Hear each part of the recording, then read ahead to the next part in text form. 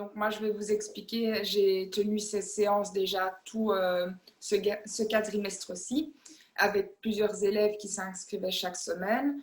Donc déjà, le point important, c'est que je suis constamment en contact avec les élèves, ce qui veut dire que tout au long de la semaine, ils peuvent me poser par exemple des petites questions auxquelles ça je pourrais répondre assez vite concernant les séances qu'ils ont eues.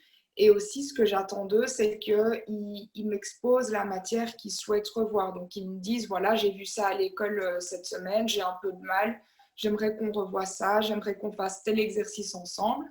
Et comme ça, moi, durant la semaine, je vais préparer les sessions et donc elles seront adaptées aux demandes de l'élève. Donc, ce n'est pas en fait un cours que je prépare auquel les élèves assistent un peu de manière passive. Le but, c'est vraiment que je construise le cours sur base des demandes des élèves. Donc ici, je vais vous montrer un petit exemple de cours que j'ai déjà construit. Donc voilà le plan. Je réalise un plan à chaque fois. Donc comme vous voyez, on aborde plusieurs matières. Donc par exemple, ici, les élèves m'avaient demandé un rappel sur les fonctions et sur les statistiques. Donc voilà, souvent, je fonctionne par un rappel théorique et des exercices. Et à la fin de chaque séance, j'insiste toujours pour que les élèves posent leurs questions. On ne finit pas une séance tant qu'il y a toujours des questions, tant qu'il y a toujours des points d'interrogation. Donc, il faut vraiment que les élèves quittent la session en ayant bien compris ce qu'on a abordé. Et puis, pour les plus motivés, on reste encore un peu plus longtemps et on résout des exercices parce que c'est vraiment comme ça que l'on intègre au mieux la matière. Donc voilà, ici par exemple, donc dans la suite, on voit, donc ici j'avais fait un rappel théorique, oui, c'était la page après. Voilà, donc ici c'était sur les fonctions.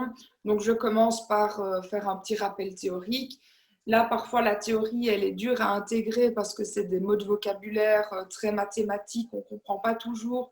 Donc j'essaye de, de simplifier un peu cette matière, de leur expliquer avec des mots plus simples, de donner beaucoup d'exemples pour qu'ils comprennent. Donc à la page suivante, on voit notamment, j'essaye d'intégrer des exemples, j'essaye que ce soit le plus parlant possible.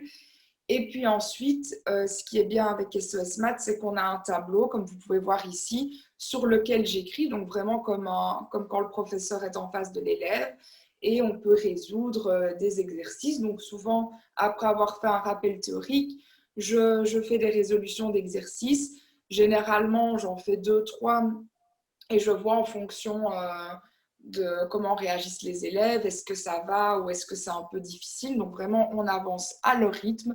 Il y a des sessions où parfois ça va très vite parce que tout le monde suit bien et on peut aller un peu plus loin. Et il y a d'autres sessions où on voit qu'il y a des lacunes. Et donc là, ben, qu'est-ce qu'on fait? On revient sur les rappels théoriques, on essaie de voir ce qui est un peu difficile et on insiste pour que tout le monde comprenne bien. Donc voilà, ici c'était un exemple d'exercice. Et puis ensuite, j'essaye d'intégrer, on va dire, toutes les 5-6 pages, donc plusieurs fois par heure, j'intègre des quiz. Donc comme vous pouvez le voir ici, en fait, je pose des questions aux élèves. Donc ça a plusieurs intérêts de fonctionner comme ça. Le premier intérêt, c'est que l'élève, ben, il va interagir avec nous, il va être motivé, il va voir ça comme un petit jeu, donc ça rendra le cours assez interactif. Ensuite, ça va permettre à l'élève de se situer. Donc, il va voir en s'exerçant, ah tiens, là j'ai fait beaucoup de fautes, il faudrait peut-être que je revoie encore cette matière-là. Ou alors, au contraire, il voit qu'il a tout juste aux exercices, ben, c'est qu'il a bien intégré ce qu'on a vu durant la session. Ensuite, moi aussi, ça me permet de voir le niveau des élèves. Quand je vois que tout le monde a tout juste, je demande si ça va et on peut passer à la matière suivante. Par contre, lorsque je vois que 2 élèves ont des lacunes, eh bien, on essaye de comprendre d'où viennent ces lacunes. Et enfin, ben, lorsqu'on s'exerce de cette façon, eh bien, on est de plus en plus habitué à être questionné et donc les examens, les interros ne sont plus aussi stressants vu qu'ils ont été habitués à être testés et voilà, lorsqu'ils ont fini une session avec des quiz auxquels ils ont répondu correct pour la majorité, eh bien, ils sont en confiance, ils voient que la matière a été acquise et voilà, c'est vraiment, ça apporte beaucoup de choses aux élèves. Et voilà, à la fin des sessions, je demande toujours s'ils ont des questions.